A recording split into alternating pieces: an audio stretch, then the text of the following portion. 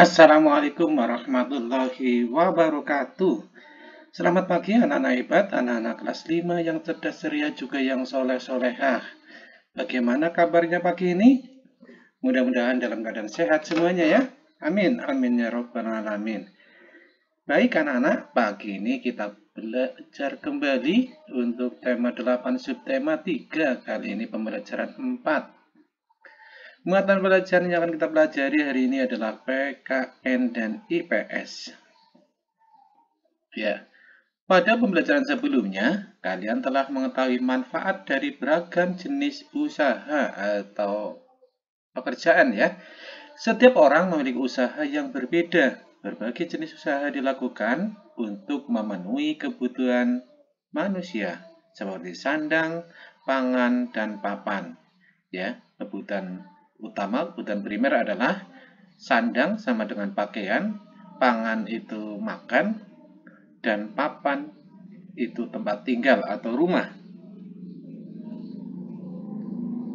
Manusia akan melakukan kegiatan ekonomi untuk memenuhi kebutuhan hidupnya. Dalam kehidupan sehari-hari, manusia hendaknya memiliki etika moral. Dengan etika moral, manusia dapat menghargai setiap kegiatan ekonomi yang dilakukan oleh orang lain ya. Masih ingat ya pada pembelajaran sebelumnya, semua kegiatan ekonomi atau pekerjaan atau usaha ya itu baik asal halal dan tidak merugikan orang lain ya. Kita tidak boleh menghina atau tidak menghargai pekerjaan orang lain ya. Selama itu pekerjaannya adalah halal dan tidak merugikan orang lain. Keragaman usaha ekonomi menimbulkan keragaman sosial dalam masyarakat. Bagaimana kita harus bersikap dengan adanya bermacam-macam kegiatan ekonomi ya, usaha di masyarakat juga terdapat keragaman sosial. Ya, kita lanjutkan bagaimana sikap kita. Cara menghargai kegiatan usaha ekonomi. Iya, ada beberapa cara ya menghormati setiap jenis pekerjaan orang lain ya. Yang kedua, menumbuhkan persaingan usaha yang sehat dalam kegiatan perekonomian ya. Persaingan usahanya yang sehat ya. Yang ketiga, menghormati usaha ekonomi orang lain dengan tidak iri atas keberhasilannya. Yang keempat, menjunjung tinggi setiap jenis pekerjaan yang dilakukan orang lain. Yang kelima, meneladani keberhasilan orang lain dengan meniru sikap positif orang tersebut. Bagaimana orang tersebut bisa berhasil? Kita bisa meneladaninya. Itulah beberapa cara untuk menghargai kegiatan ekonomi atau kegiatan usaha ekonomi orang lain ya. Kegiatan ekonomi produksi, konsumsi, dan distribusi saling berkaitan satu dengan lainnya. Suatu produk atau barang yang kita konsumsi merupakan hasil dari proses beberapa kegiatan ekonomi ya. Masih ingat ya, kegiatan ekonomi itu ada 3 secara besar, yaitu bidang produksi, konsumsi, dan distribusi. Kalau urutannya ya produksi, distribusi, dan konsumsi.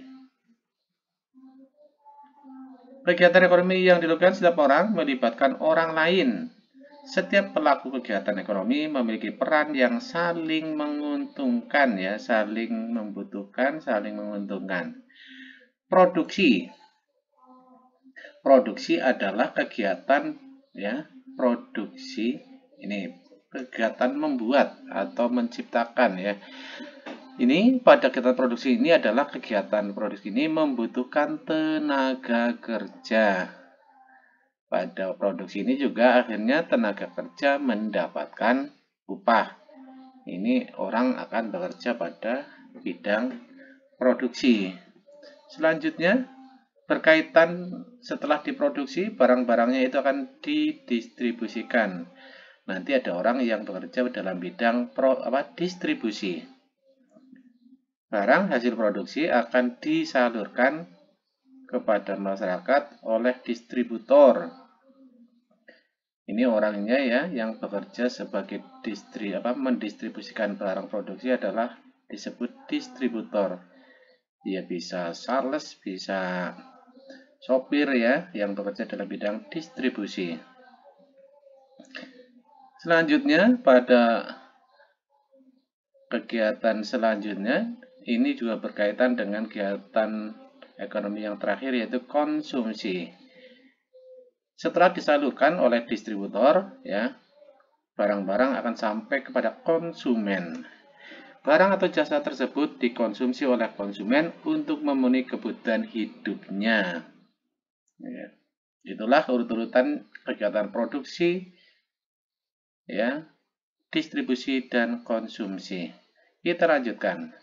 Ketiga perilaku kegiatan ekonomi tersebut saling berhubungan membentuk arus diagram ekonomi. Bagaimana arusnya? Perhatikan, dari produksi, ya, dilanjutkan kepada distribusi, dilanjutkan ke konsumsi, terus kembali kepada produksi. Ini diagramnya ya. Amatilah pakaian yang kamu kenakan. Bagaimana proses produksi pakaian?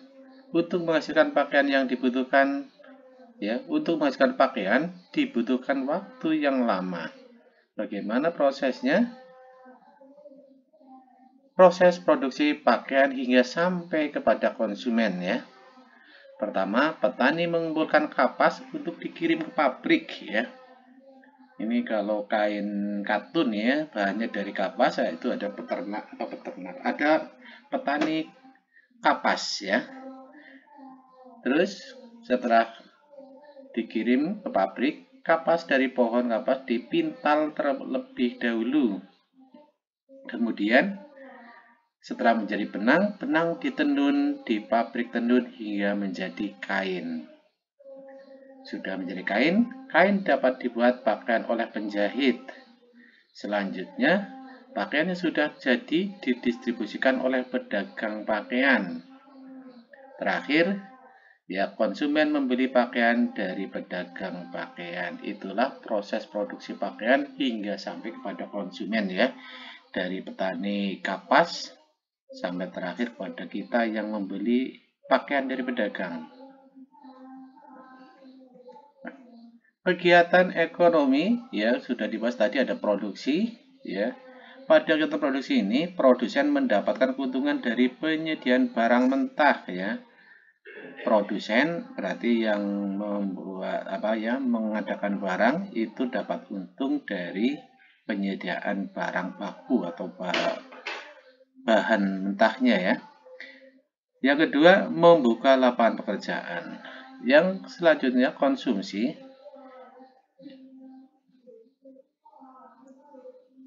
Ini ketukar ya, maaf, konsumsi ini harusnya distribusi ya. Distributor mendapatkan keuntungan dari penjualan barang.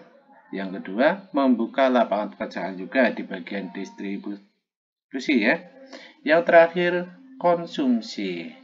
Konsumen dapat termenuhi kebutuhan hidupnya. Ya. Keberadaan setiap kegiatan ekonomi saling mendukung kebutuhan satu sama lain, sehingga menciptakan hubungan yang saling menguntungkan. Selesai sudah anak-anak pembelajaran 4. Terima kasih. Panjata wajata. Salam.